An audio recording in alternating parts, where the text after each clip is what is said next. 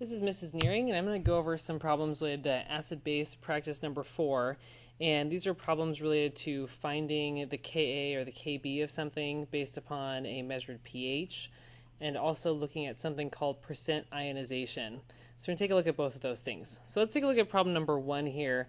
We've got lactic acid, and we're trying to find the Ka of it. We're given the pH of the solution, and we're given the initial molarity of your solution. So anytime I have a calculation involving an equilibrium system, which, since this is a weak acid, it is an equilibrium system, I'm going to set up an ice chart. And you can choose to show water here and giving the hydrogen to water, or you could leave out the water and just show it dissociating. Both of those things are totally fine. And then I'm going to set up my ice chart. So the key thing is now trying to identify what goes where. So it tells me it's a 0.1 molar solution of lactic acid. So that means that my initial concentration of lactic acid is 0.1. And then that lactic acid is going to dissociate a little bit. And once it dissociates and does its acid thing, then the pH of the solution is measured to be 2.44. So the key thing about interpreting problems like this is that the pH is going to tell you the H plus concentration at equilibrium.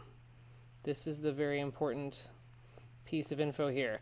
And remember to find since the pH is the negative log of the H plus concentration, the H plus concentration is 10 to the minus pH.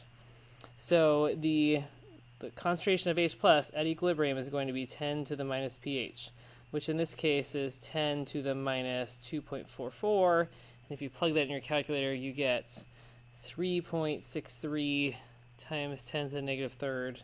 I probably should just say 3.6 actually for sig figs. Okay, so this is 3.6 times 10 to the negative third. And remember, usually we're talking about dissolving a weak acid in water. We're assuming these are starting out at 0. So now we'll see, hey, I know what the change is. So it started at 0, it ended at this number, so my change is this number. Everything is a 1-to-1 ratio, so this is also going to be the same number.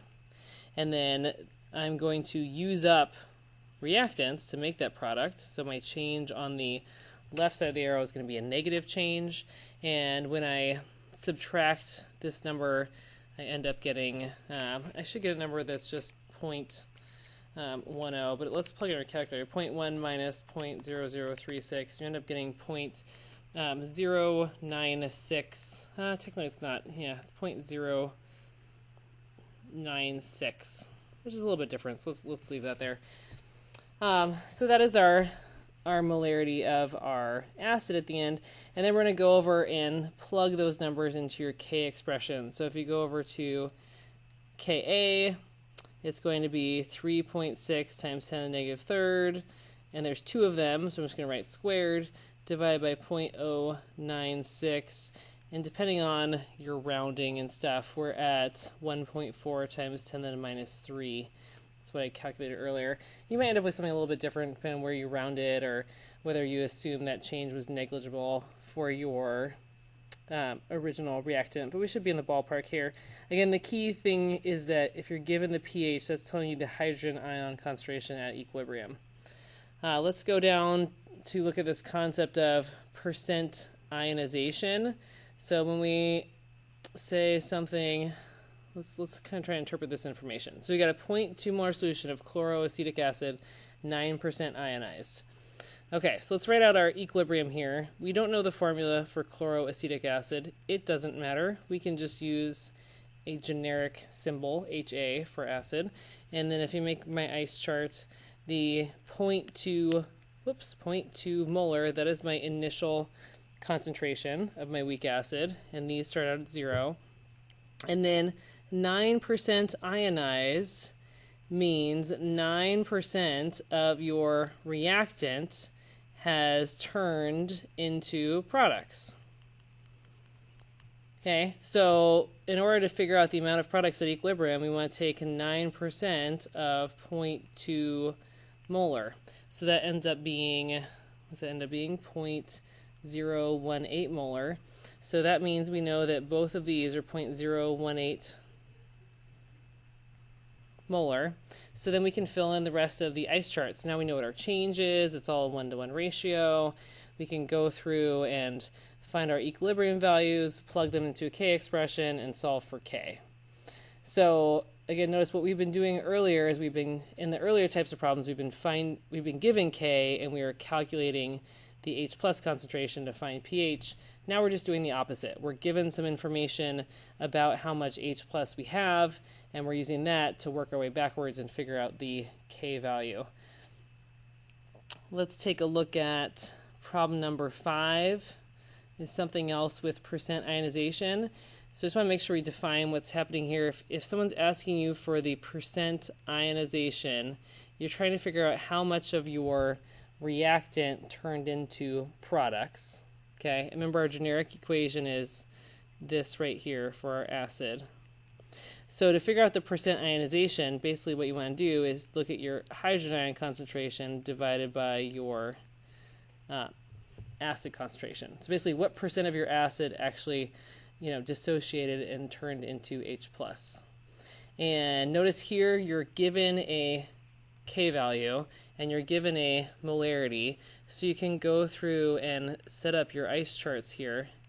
And we got ICE. My initial value here is 1 and this is 0. So you're going through and you're doing your typical ice chart thing. And when you go through and you solve, X is going to give you your H plus concentration. So basically, instead of just solving for X and finding the pH, you're going to use this X value and plug it into this equation and say, okay, my percent ionization is going to be my concentration of hydrogen ions, which is X from my ice chart over here, divided by my molarity of my acid. And you should notice that even though we're talking about the same acid here for parts A and B, you'll end up with a different percent ionization. And if you're trying to think about explain why, think about Le Chatelier's principle. You can even try calculating Q. We talked about the dilution effect with Le Chatelier's principle.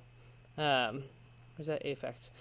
So you can go back and look at Le Chatelier's principle for figuring out why under some conditions you might have more of it ionize. And then taking a look at number 6, this is similar to that first one we talked about. We're given some info about pH and we're trying to determine K value. You just want to be careful here because in this case we're finding Kb.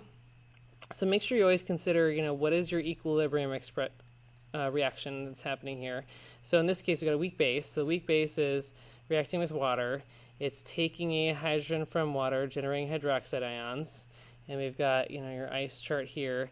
You know that this is 0.12 molar. We're going to ignore the water.